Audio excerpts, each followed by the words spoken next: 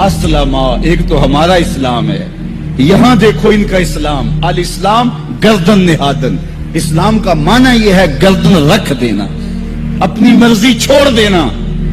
फलम्मा अस्लमा, जब दोनों ने गर्दनें रख दी, दोनों ने इस जो है वो ये तय कर लिया, बाप ने ज़बा करने का तय कर लिया, बेटा ने ज़बा होने का तय कर लिया।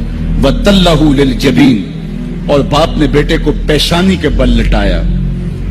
इस पर दो कौल हैं। तल्लहु लिल जबीन, पेशानी के बल यूं लटाया कि उल्टा लटाया, ताकि पीछे से ज़बा करें, बेटे का मन मुंहना चेहरा सामने ना हो, ज़बा करने में रुकावट न बन जाए। कोई बेटा मामूली तो नहीं, इसकी पेशानी में नबूवत के उजाले चमक रहे। तो बेटे को लटा दिया और उल्टा लटाया। तल्लहु लिल जबीन, पेशानी के बल लटाया।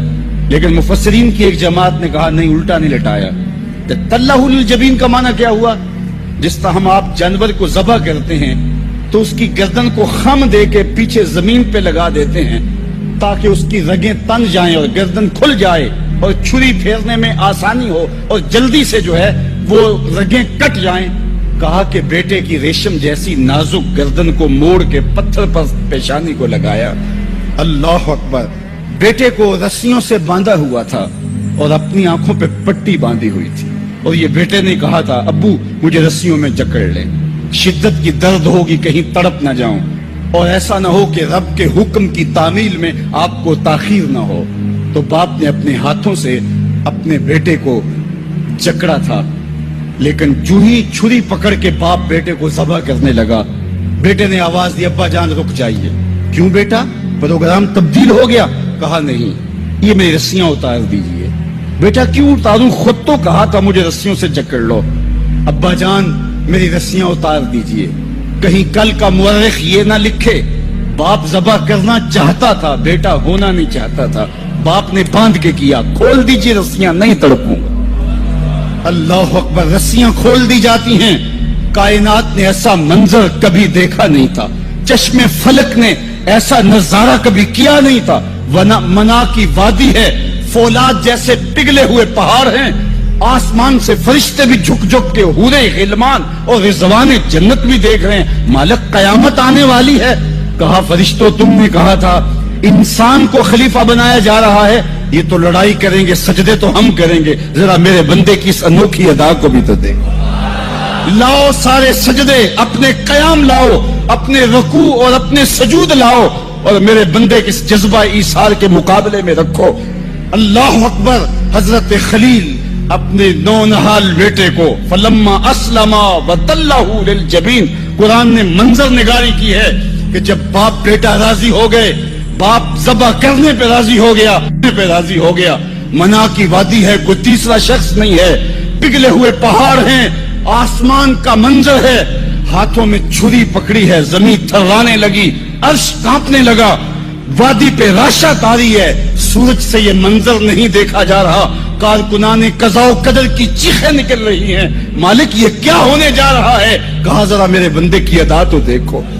फिर हाथों में छुरी पकड़ के आंखों पे पट्टी बंधी है और नौनहाल लेटा है और पेशानी मोड़ करके, गर्दन मोड़ करके पेशानी जमीन पे लगाई और तनी हुई रगों पर हजरत खलीलुल्लाह ने जब छुरी पकड़ के छुरी को पूरी हिम्मत के साथ बेटे को ज़बह करने के लिए जुम्बश दी। छुरी तो जुम्बश करती है लेकिन एक बाल भी नहीं कटता। छुरी को जमीन पे मारा, जमीन में धनस जाती है। लेमा तख्ताई या सिक्कीन, छुरी काटती क्यों नहीं? तेरा काम तो काटना था। आवाज आई अल खलीलो यामुरुनी वल जलीलो यनहानी।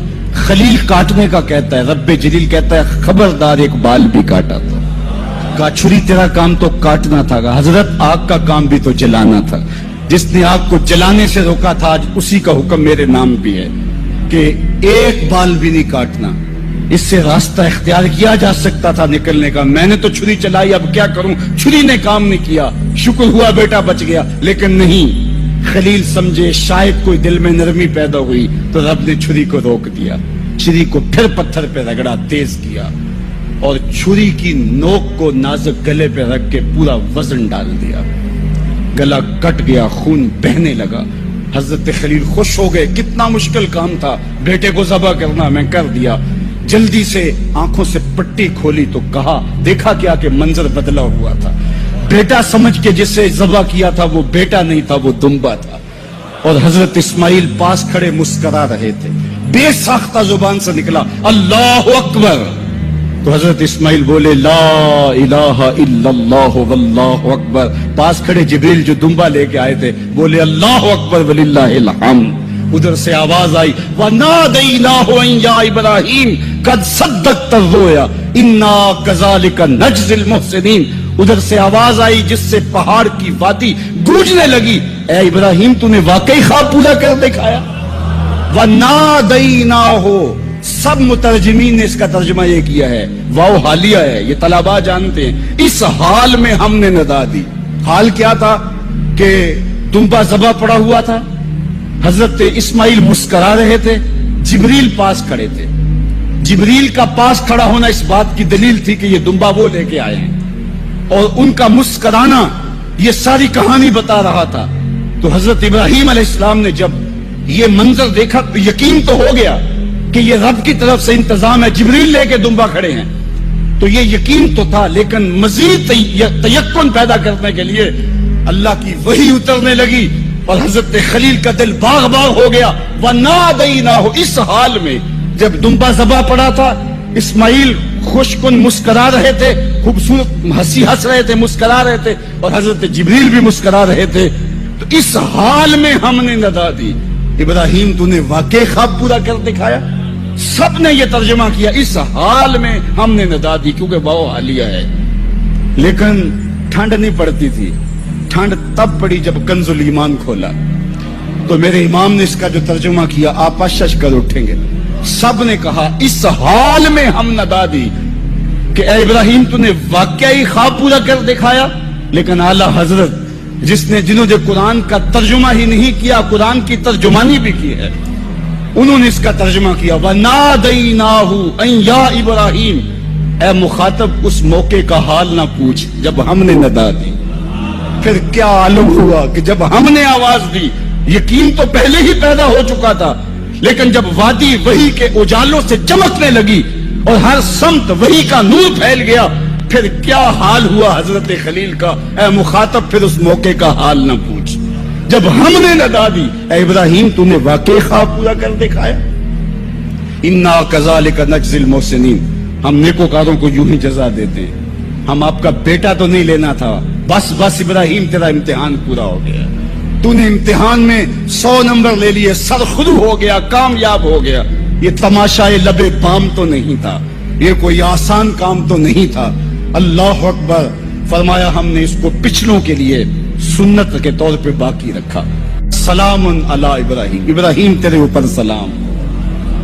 آج اسی منسک پہ، اسی قربان گاہ پہ 40 لاکھ حجاج کرام قربانیاں پیش کرتے ہیں، کوئی 2 قربانیاں، کوئی 5 قربانیاں، بعض 100 اونٹ پیش کر رہے ہوتے ہیں۔ اللہ اکبر، صدیاں گزر گئیں، یہ تو صرف منا کی قربان گاہ ہے، پوری دنیا پہ پھیلے ہوئے مسلمان اس دن جانور ذبح کر رہے ہوتے ہیں۔ جب پوچھا گیا حضور یہ قربانیاں کیا ہیں، فرمایا تمہارے باپ ابراہیم کی سنت ہے، اور فرمایا کہ ان کو خوش دلی سے اللہ کی راہ میں قربان کرو۔ قیامت کے دن یہ اپنے بالوں کے ساتھ، اپنے سینگوں کے ساتھ اور اپنے کھروں کے ساتھ آئیں گے، اور یہ بھی ارشاد فرمایا کہ کل پل صراط پر یہ سواریاں بن کے تمہیں پل صراط سے پار لگائیں گے۔ اور جب قربانی کے لیے کوئی شخص جانور خوش دلی کے ساتھ رضائے الہی کے حصول کے لیے ذبح کرتا ہے تو اس جانور کا خون زمین پر گرنے سے قبل یہ عمل قبول کر لیا جاتا ہے۔ اور یہ بات بھی ذہن میں رکھیے گا کہ ایام نہر میں، ایام نہر یہ 3 دن جو خون بہانے کے ہیں، 10، 11 اور 12 تاریخ، ان ایام میں آپ جو بھی عمل کریں، نماز پڑھیں اور دیگر صالح اعمال کریں، بہت قابل قبول ہیں اور اللہ ان کو قدر کی نگاہ سے دیکھتا ہے۔ لیکن ان ایام میں جو سب سے زیادہ اللہ کو محبوب عمل ہے وہ راہ خدا میں خون بہانا ہے، قربانی پیش کرنا ہے۔ تو قربانی کا کوئی اور متبادل نہیں ہو سکتا۔ کچھ لوگ یہ فلسفہ ان دنوں کے اندر بیان کرتے ہیں کہ 20-50 ہزار کی قربانی کرنے کی بجائے اتنے اگر کسی غریب کو دے دیے جائیں تو اس کے 2-3 مہینے خیریت سے گزر جاتے ہیں، اور وہ گھر کے اندر جو ہے وہ ضرورت کی چیزیں ڈال لے، تو گوشت تو 2-4 دن کے اندر کھایا